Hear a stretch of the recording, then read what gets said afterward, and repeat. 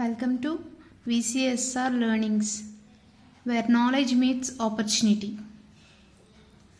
So మనం last వీడియోలో చెప్పాం కదండి, అకౌంట్స్ మనకి బేసిక్ కాన్సెప్ట్స్ అనేవి చెప్పడం జరుగుతుందని. సో ఈ వీడియో నుంచి మనం అకౌంట్స్ అనేది స్టార్ట్ చేస్తున్నాం.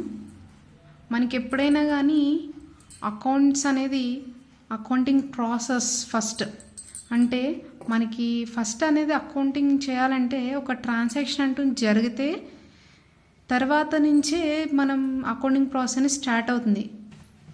ఫస్ట్ అంటే ఏదన్నా మనం ఇప్పుడు బిజినెస్ చేసినా ఏం చేసినా ఫస్ట్ ఒక ట్రాన్సాక్షన్ జరగాలి. ట్రాన్సాక్షన్ జరిగితేనే అక్కడి నుంచి బిజినెస్ అనేది ఎదురుకి వెళ్తుంది. సో అలాగే మనకి ఇక్కడ అకౌంటింగ్ ప్రాసెస్లో ఫస్ట్ ఎప్పుడు కూడా ఒక ట్రాన్సాక్షన్ జరగాలి. ట్రాన్సాక్షన్ జరిగితే దాన్ని మనం జర్నల్ ఎంట్రీస్గా రాస్తాం. ఆ జర్నల్ ఎంట్రీస్ని మళ్ళీ లెడ్జర్స్లో పోస్ట్ చేయాలి. పోస్ట్ చేసిన లెడ్జర్ని trial balance next balance sheet అంటే ఫైనల్ అకౌంట్స్లోకి వస్తుంది. సో మనం ఈ దీంట్లో జర్నల్ ఎంట్రీస్ గురించి, లెడ్జర్ గురించి, ట్రయల్ బ్యాలెన్స్ షీట్ ప్రతి ఒక్క దాని గురించి మళ్ళీ సపరేట్గా చెప్పడం అయితే జరుగుతుంది. సో మనకి ఫస్ట్ బిజినెస్ స్టార్ట్ చేసినప్పుడు బిజినెస్ ఏ కాన్సెప్ట్ మీద నడుస్తుంది? First of all business entity concept అంటే బిజినెస్ అనేది ప్రొపరేటర్ అనేవాడు పెడతారు, రైట్? ప్రొపరేటర్ అంటే ఎవరైతే బిజినెస్ స్టార్ట్ చేస్తారో వాళ్ళని ప్రొపరేటర్ అంటాం. వాళ్ళు క్యాపిటల్ తీసుకొచ్చి ఇవన్నీ తీసుకొచ్చి ఇన్వెస్ట్మెంట్ అన్నీ పెట్టి బిజినెస్ అనేది స్టార్ట్ చేయడం జరుగుతుంది. సో ప్రొపరేటర్ని మనం ఏమంటాం అంటే క్రెడిటార్ ఆఫ్ ది కంపెనీ అంటాం. ఓకే, మనకి ఇక్కడ బిజినెస్ ఎంటిటీ కాన్సెప్ట్లో ఏమంటే ప్రొపరేటర్ వేరు, కంపెనీ వేరు. ఓకే, ఇదొక concept. Next dual aspect concept అంటే receiving benefit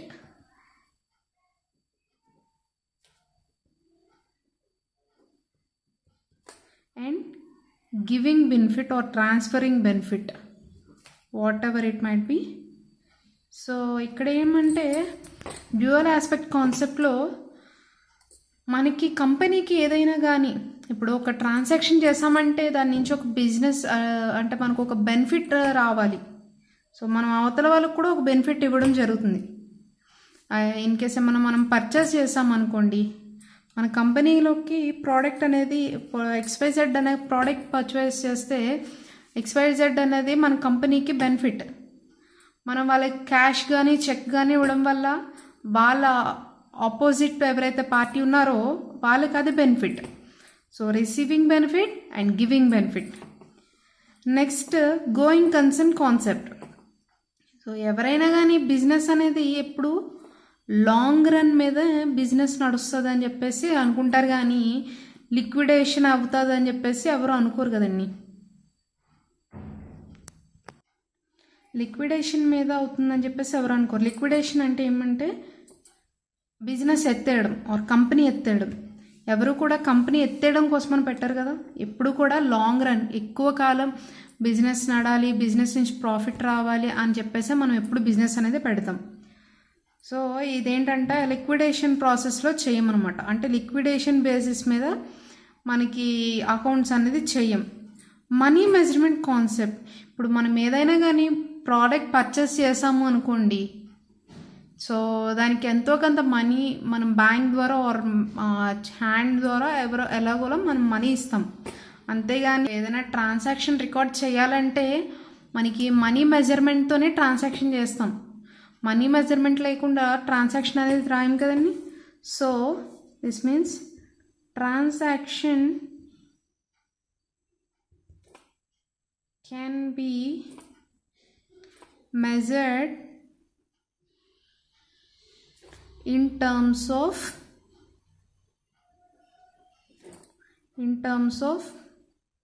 money. Okay, main మనకి బిజినెస్ అనేది ఈ ఫోర్ బేసిస్ మీద నడుస్తుంది. అంటే అకౌంట్స్ అనేది మెయిన్ ఈ 4 బేసిస్ మీద మనకు అకౌంట్స్ అనేది నడుస్తుంది. ఏ కాన్సెప్ట్స్ అగైన్ మళ్ళీ ఒకసారి రిపీట్ చేస్తున్నాను, business entity concept. So business entity concept మనకి ఏం చెప్తుందంటే అండి, ప్రొపరేటర్ వేరు అండ్ కంపెనీ వేరు. Proprietor is the creditor of the company. Okay, next dual aspect concept, receiving benefit, giving benefit. Going concern concept, business ఎప్పుడు long రన్లో ఉండాలని చెప్పేసి నడుస్తుంది. సో మనం ఏదైనా అకౌంట్స్ చేస్తే ఆన్ లిక్విడేషన్ బేసిస్లో మాత్రం చేయం. మనీ మెజర్మెంట్ కాన్సెప్ట్ అంటే ఏం చెప్పానండి నేను ఇంతకుముందు, transaction can be measured in terms of money. So మనం ఏ ట్రాన్సాక్షన్ చేసినా అది మనీ రూపంలో మనం మెజర్ చేయగలిగేలా ఉండాలి. ఓకే ఓకే మనకి అకౌంటెన్సీ అంటే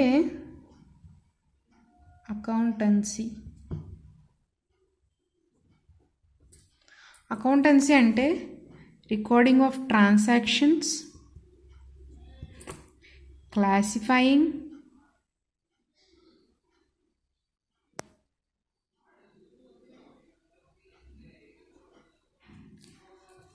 and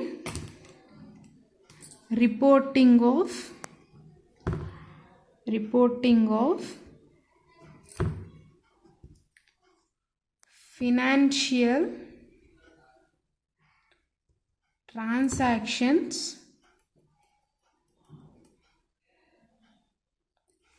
of business. ఓకేనండి, అకౌంటెన్సీ అంటే recording of transactions, classifying and reporting of financial transactions of business. Okay, ఈ అకౌంట్స్ అనేది ప్రిపేర్ చేయడం వల్ల మనకు మెయిన్ బెనిఫిట్స్ అండ్ ఆబ్జెక్టివ్స్ ఏంటంటే అండి, మనకి ప్రతి ఇయర్ సిస్టమాటిక్ రికార్డింగ్ అంటూ జరుగుతుంది. మనం ప్రతి ఇయర్ కంపల్సరీగా ఒక సిస్టమాటిక్ ఆర్డర్లో మనం ట్రాన్సాక్షన్స్ అన్నీ రాయడం జరుగుతుంది. తర్వాత మనకి ఐదర్ ప్రాఫిట్ వచ్చిందా, లాస్ వచ్చిందా, ఇవన్నీ తెలుసుకోవడానికి మనకి యూజ్ అవుతుంది. సో మన financial position of the company ఎలా ఉంది అని బయట మనం ఒక బ్యాంకులకు కానీ ఆర్ ఎనీ అదర్ పీపుల్ మనకి చూపించుకోవాలి అంటే మనకు ఆ ఫినాన్షియల్ స్టేట్మెంట్స్ అనేవి చాలా ఉపయోగపడతాయండి. అకౌంటింగ్లో నెక్స్ట్ ఫాలో అయ్యేదండి, మనం ఫస్ట్ ప్రిఫరెన్స్ ఇచ్చేది double entry book keeping system.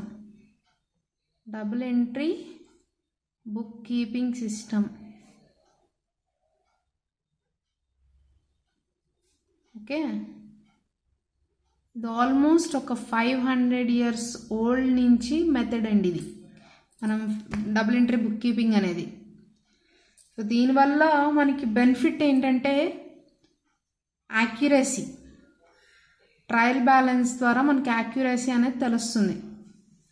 So profit or loss అనేది తెలుస్తుంది, profit or loss of company అన్నది మనకి తెలుస్తుంది. అండ్ నెక్స్ట్ ఫినాన్షియల్ పొజిషన్, మనకి ఇయర్ ఎండ్కి మన కంపెనీ ఫినాన్షియల్ పొజిషన్ ఎలా ఉన్నది అన్నది. Next comparison. ఓకే, ఎలా అనుకుంటున్నారు, మన ఈ year financial statements and last year like previous year statements చూసుకుంటే మనకి తెలుస్తుంది అనమాట అండి, మనం కంపెనీ ఇయర్ ప్రాఫిట్ ఎక్కువ ఎర్న్ చేసిందా లేకపోతే తక్కువగా ఉందా, మన కంపెనీ గ్రోత్ ఎలా ఉంది, ఇవన్నీ కూడా మనకి ఈ సిస్టమ్ వల్ల మనకి తెలుస్తుంది. సో మనకి అకౌంట్స్లో 3 golden రూల్స్ ఉన్నాయి, 3 golden రూల్స్. ఓకే, ఈ గోల్డెన్ రూల్స్ని 3 అకౌంట్స్ కింద డివైడ్ చేసి ఒక్కొక్క అకౌంట్కి ఒక్కొక్క గోల్డెన్ రూల్. అంటే వేరేలా అనుకోకండి, ఒక్కొక్క అకౌంట్ అంటే ప్రతి అకౌంట్కి మారిపోతుందని కాదు, మన అకౌంట్స్ మొత్తం ఏదైతే ఇప్పుడు మనం జర్నల్ ఎంట్రీస్ కానీ లైక్ మొత్తం మన ఫినాన్షియల్ స్టేట్మెంట్స్ ఇవన్నీ నడిచేది మొత్తం ఈ బేసిస్ 3 golden రూల్స్ బేసిస్ మీదే. సో మనం ఈ పాయింట్స్ని మర్చిపోకూడదండి. కంపల్సరీ అకౌంటింగ్ బేసిక్స్ ఏమన్నా ఉంటే కంపల్సరీ ఈ 3 golden రూల్స్ మీదే నడుస్తుంది. సో 3 golden రూల్స్ కూడా 3 basics. Okay, first personal accounts. Okay, personal account. Second, real account. Third one is nominal accounts. Okay, మనకి పర్సనల్ అకౌంట్స్కి జర్నల్ ఎంట్రీస్ కానీ ఏమైనా ట్రాన్సాక్షన్ జరిగినప్పుడు మనం ఎంట్రీస్ ఎలా రాయాలి అన్నది ఈ బేసిస్ మీద. పర్సనల్ ఎంట్రీస్కి పర్సనల్ అకౌంట్కి debit the receiver, credit the giver. Okay, next, real accounts. Debit what comes in, credit what goes out. Next, nominal accounts.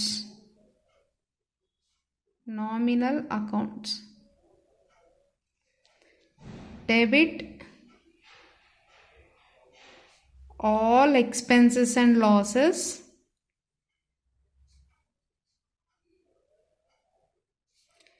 credit all incomes and gains. Okay, ఇప్పుడు personal accounts అంటే ఏంటి? Personal అకౌంట్స్లో మనకి ఎలా వస్తుంది అంటే ఏమేమి వస్తాయంటే, ఒక పర్సన్ లైక్ ఇప్పుడు ఎగ్జాంపుల్ ఎక్స్ అనే వ్యక్తి ఉన్నారు, వై అనే వ్యక్తి, జెడ్ అనే వ్యక్తి, వీళ్ళని పర్సనల్ అకౌంట్స్ కింద తీసుకుంటాం. అంటే X account, Y account, Z account అని మనం రాస్తాం. ఓకే, నెక్స్ట్ రియల్ అకౌంట్ వచ్చేసి బ్యాంక్స్ ఇవన్నీ బ్యాంక్స్, క్యాష్ ఇవన్నీ కూడా అంటే బ్యాంక్ అకౌంట్, క్యాష్ అకౌంట్ ఇవన్నీ కూడా మనకి రియల్ అకౌంట్స్ కింద వస్తాయి. నామినల్ అకౌంట్ వచ్చేసి salaries or wages, house rent, ఇలాంటి ఎక్స్పెన్సెస్ అన్నీ వచ్చేసి మనకి నామినల్ అకౌంట్లో వస్తాయి. సో వన్స్ అగైన్ ఈ గోల్డెన్ రూల్స్కి ఒకసారి మనం హైలైట్ చేసుకుంటే ఇంపార్టెంట్ కాబట్టి, ఇవి చాలా ఇంపార్టెంట్ కాబట్టి హైలైట్ చేసుకుందాం. ఓకే, మీరు కూడా నోట్ చేసుకోండి. Debit the receiver, credit the giver is for personal accounts. Debit what comes in, credit what goes out, real account. Debit all expenses and losses, credit all incomes and gains. మనం ఈ basis మీదే ఏం చేసినా, ఏ entry రాయాలన్నా మనకి ఈ basis మీదే. So ఇవి మనకి అకౌంట్స్లో గోల్డెన్ రూల్స్. మనకి ఇది వస్తేనే, ఈ రూల్స్ వస్తేనే మనకి నెక్స్ట్ అనేది అకౌంట్స్లోకి మనం అకౌంట్స్ చేయగలుగుతాం. సో ఖచ్చితంగా నేర్చుకోవాల్సింది మనం బేసిక్స్ నుంచి చెప్తున్నాం కాబట్టి తెలియని వాళ్ళకి కూడా తెలియాలని చెప్పేసి చెప్తున్నాము. So debit the receiver, credit the giver is for personal account. Debit what comes in, credit what goes out, అది real account. Nominal account principles ఏంటండి? Debit all expenses and losses, credit all incomes and gains. Okay, మీకు ఇక్కడ వరకు ఏమైనా doubts ఉంటే ఒకసారి నాకు mention చేయండి. సో నేను మళ్ళీ దాని గురించి చెప్తాను, నో ప్రాబ్లం. ఓకేనా, మీకు అంతా క్లియరా? నెక్స్ట్ టాపిక్ వెళ్దామా? సో మనకి నెక్స్ట్ టాపిక్ వచ్చేసి ట్రాన్సాక్షన్లో మనకి ఏం చెప్పానండి, అకౌంటింగ్ ప్రాసెస్లో ఫస్ట్ ట్రాన్సాక్షన్ జరగాలి, తర్వాత ఏంటండి జర్నల్ ఎంట్రీస్. సో ఇప్పుడు మనం చెప్పుకునేది జర్నల్ ఎంట్రీస్ గురించి. ఓకే, జర్నల్ ఎంట్రీస్ ఫార్మాట్ వచ్చేసి ఇలా ఉంటుందండి. డేట్, పర్టికులర్స్, ఎల్ఎఫ్ అంటే ledger folio, amount, debit, credit. So మనం ఎప్పుడు కూడా ఇక్కడ రూపీస్ సింబల్ పెట్టుకోవాలండి. రూపీస్ సింబల్ రెండాట్లకి కూడా, అమౌంట్స్కి. సో డెబిట్ని ఎప్పుడు కూడా షార్ట్కట్లో డిఆర్ డాట్, క్రెడిట్ని సిఆర్ డాట్. ఓకేనండి. సో మనం ఇప్పుడు జర్నల్ ఎంట్రీస్ అనేది ఎలా రాయాలి ఏంటి, అసలు జర్నల్ ఎంట్రీస్ వల్ల మనకి యూజ్ ఏంటి అంటే మన జర్నల్ ఎంట్రీస్ అనేవి క్రోనోలాజికల్ ఆర్డర్లో రాస్తాం. మనకి ఒక కంప్లీట్ ఇన్ఫర్మేషన్ అనేది వస్తుంది. మనం జర్నల్ ఎంట్రీస్ ఎప్పుడు కూడా టైం బేసిస్, లైక్ మనకి బిజినెస్ ట్రాన్సాక్షన్ అయిన వెంటనే మనం జర్నల్ ఎంట్రీస్ అనేది రాసిస్తాం. ఇయర్ ఎండ్కి రాయాలి ఇలా కాదులేండి, అది ఎప్పటికప్పుడు మనకి ఒక ట్రాన్సాక్షన్ అయిందా వెంటనే మనం ఎంట్రీ అనేది రాసుకోవడం జరుగుతుంది.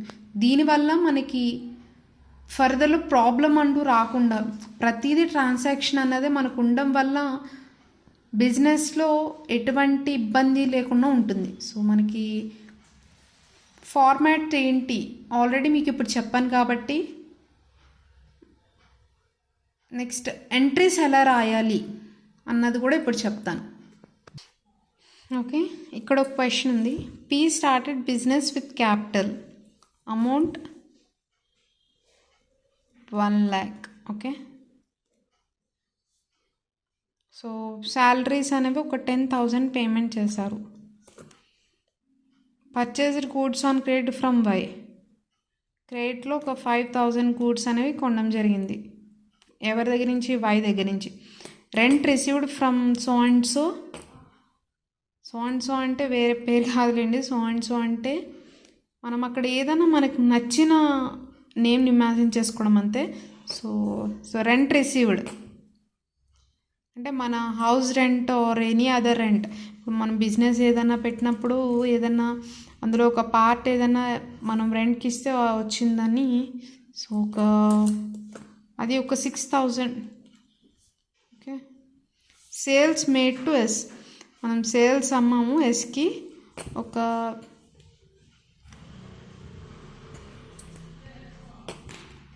3,000. ఓకే, సో ఇప్పుడు first journal entries in the books of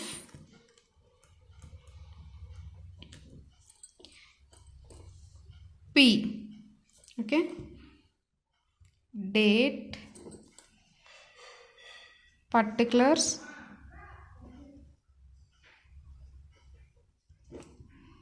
LF అనేది చిన్నగా ఉంటే సరిపోతుందండి, పెద్ద అమౌంట్ అవసరం లేదు, అంటే పెద్ద లైన్ అవసరం లేదు, జస్ట్ నెంబర్స్ రాసుకోవడం వరకే కాబట్టి స్మాల్ లైన్ గీసే సరిపోతుంది.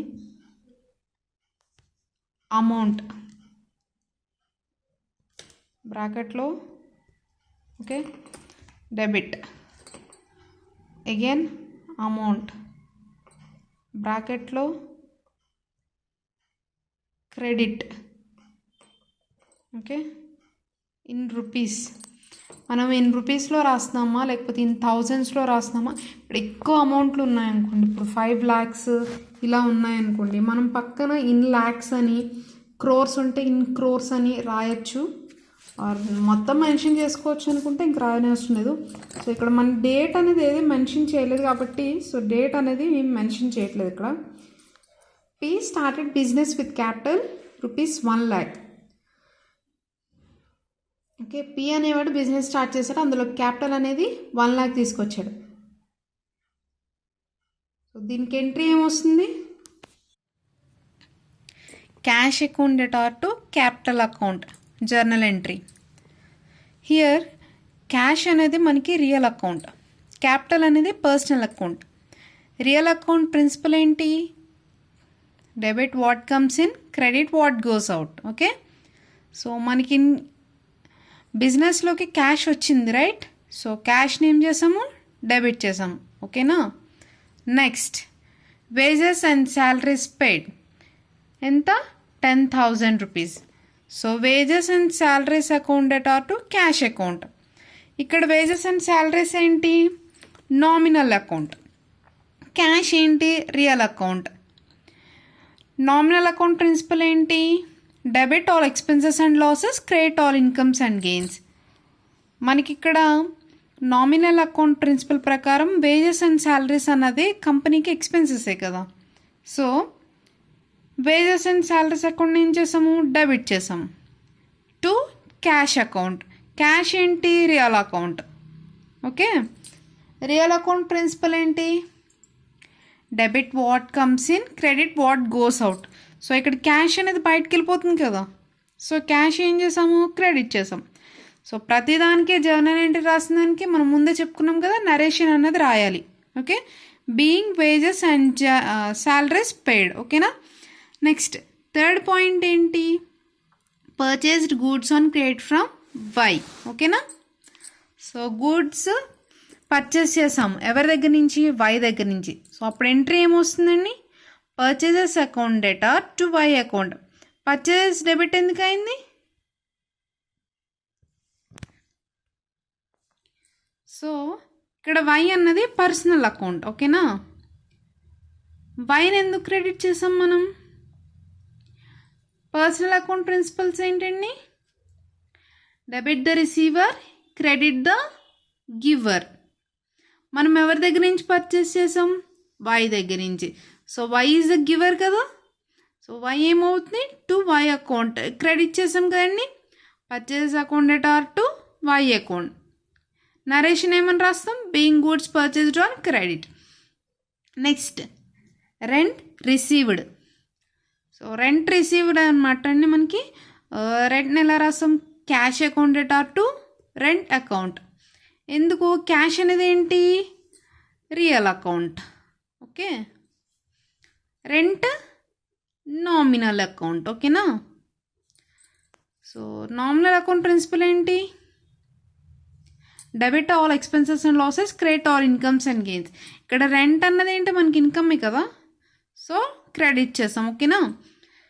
Real account principle, debit what comes in, credit what goes out. So ఇక్కడ మనకి క్యాష్ అనేది ఎంటిటీలోకి వస్తుంది కాబట్టి డెబిట్ చేసాం. Being rent received, narration.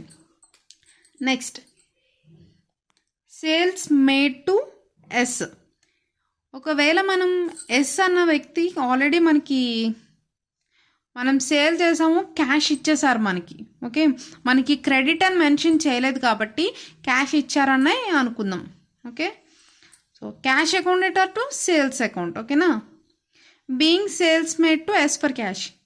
ఇంకొక డౌట్ రావచ్చు, ఇన్ కేస్ ఎవరైనా క్యాష్ ఇవ్వలేదు, చెక్ ఇచ్చారు, సో అప్పుడు మనం ఏం ఎంట్రీ రాయాలి అంటే, చెక్ అని రాయాలా, బ్యాంక్ అని రాయాలని డౌట్ ఉంటుంది కదా. సో ఎప్పుడు కూడా చెక్ అన్నది ఎక్కడ మెన్షన్ చేయకూడదు. మనం ఎక్కడ రాసినా కానీ చెక్తో వచ్చింది అనుకుంటే మనం మెన్షన్ చేయాల్సింది ఏంటంటే బ్యాంక్ అకౌంట్ అని మెన్షన్ చేయాలి. ఓకేనా. ఆల్ క్లియర్, మీకు ఇప్పుడు దాకా చెప్పిందంతా అర్థమైందా, మీకు ఏదైనా డౌట్ ఉంటే కమెంట్ చేయండి. Okay, next moving to next topic, GST. GST means goods and service tax. CGST, SGST, IGST, 3 types of GST will be levied. So first వచ్చేసి central goods and service tax. SGST అంటే state goods and service tax. IGST అంటే integrated goods and service tax. ఇది integrated goods and service tax ఎప్పుడు మనకి విధిస్తారంటే, ఏదైనా ఒక 2 states మధ్య transactions జరిగినప్పుడు ఐజిఎస్టీ అనేది మనకి అప్లికబుల్ అవుతుంది.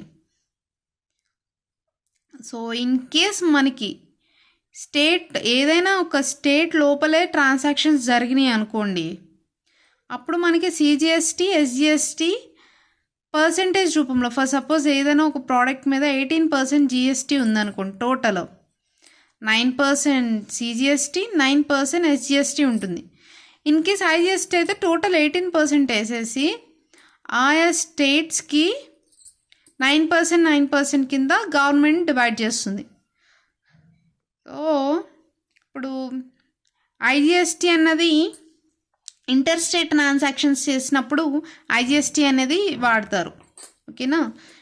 మనం జర్నల్ ఎంట్రీస్, మనం జిఎస్టీ కూడా ఇంక్లూడ్ చేసి జర్నల్ ఎంట్రీస్ రాయాల్సి వచ్చినప్పుడు ఎలా రాయాలి, ఫర్ సపోజ్ ఒక ప్రోడక్ట్ పర్చేస్ చేసాము, జనరల్గా పర్చేస్ చేసినప్పుడు ఎంట్రీ ఏమొస్తుంది, purchase account data to cash account, cash అయితే, లేదా క్రెడిట్ చేస్తే purchase account data to X account, Y account, Z account something. Okay, ఎవరి అకౌంట్ నుంచి అయితే క్రెడిట్తో కొన్నాము, అంటే ఎవరి దగ్గర నుంచి కొన్నాము, సో వాళ్ళకి ఎక్స్ అకౌంట్, వై అకౌంట్ అలా రాసుకుంటాం. ఓకే, ఇన్ కేస్ దానికి జిఎస్టీ కూడా ఇచ్చారు, సో అప్పుడు మనం ఏం చేస్తామంటే purchase account data input SGST, SGST అంటే స్టేట్ జిఎస్టీ ఎంత పడింది, సెంట్రల్ జిఎస్టీ ఎంత పడింది.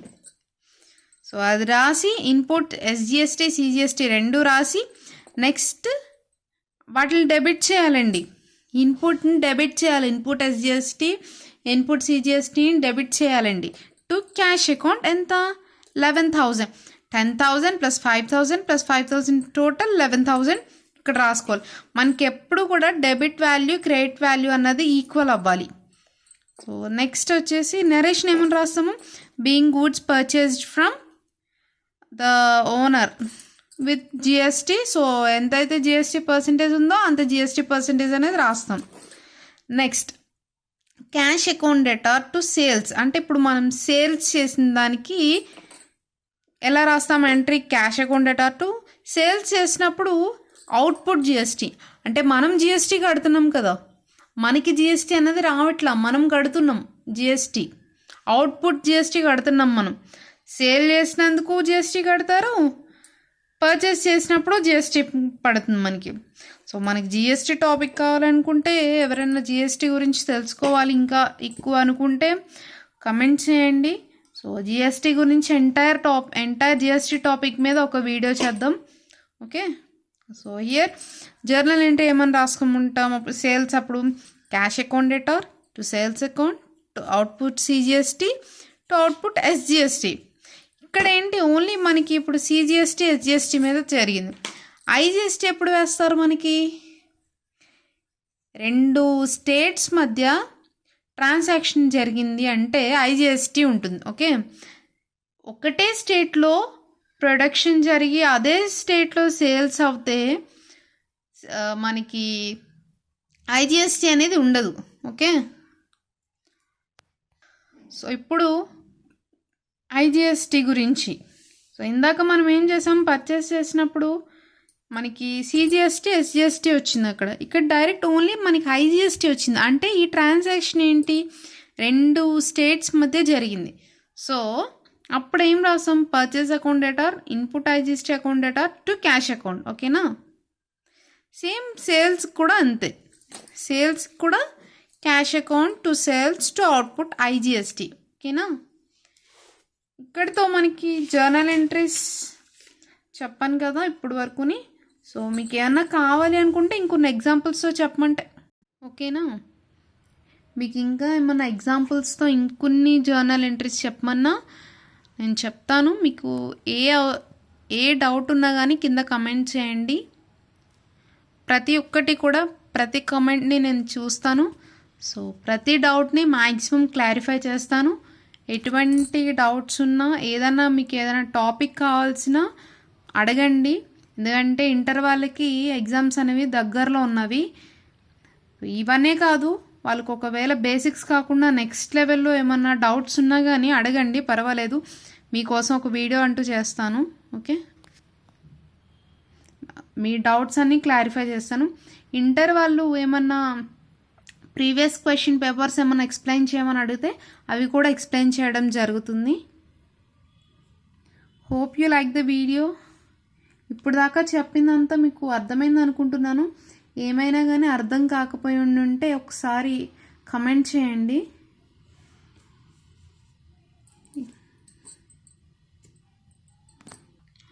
సో మన ఈ ఛానల్ బీసీఎస్ఆర్ లెర్నింగ్స్ ఛానల్కి సబ్స్క్రైబ్ చేసుకోండి అందరూ. సో దట్ మీరు ఇచ్చే ఎంకరేజ్మెంట్ వల్ల ఇంకా మంచివి టాపిక్స్ అన్నీ చెప్పడం జరుగుతుంది. ఫర్దర్గా బిజినెస్ లాస్ ఇవన్నీ కూడా ఇంట్రడ్యూస్ చేయడం జరుగుతుంది. Thank you.